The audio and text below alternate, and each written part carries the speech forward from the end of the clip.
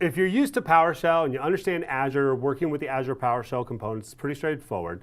And it's even easier to install the Windows, the Azure PowerShell components because they install as part of the Microsoft Web Platform installer. And again, if you're not familiar with that, if you just go out and run a search and go and search for install Azure PowerShell, a couple clicks, as long as you're going to the right places, is going to bring you to the Web Platform installer, and it'll go ahead and install them for you. Very easy to do. It does require the .NET Platform 4.5, which it's highly likely, as long as you've got a modern and updated system, you're going to find that on that system.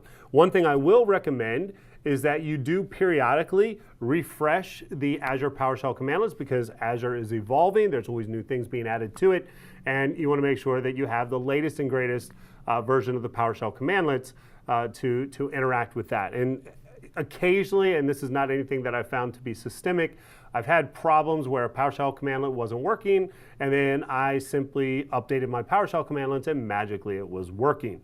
All right, so some kind of underlying change. And that's just something to watch out for. You may run into it. Now, I will tell you, as you see here, there is a custom PowerShell console that you can install that is designed to simplify things. I'm going to confess, I've never even used it. I've never looked at it personally because the PowerShell interface works great with Azure. I've never had any problems with it.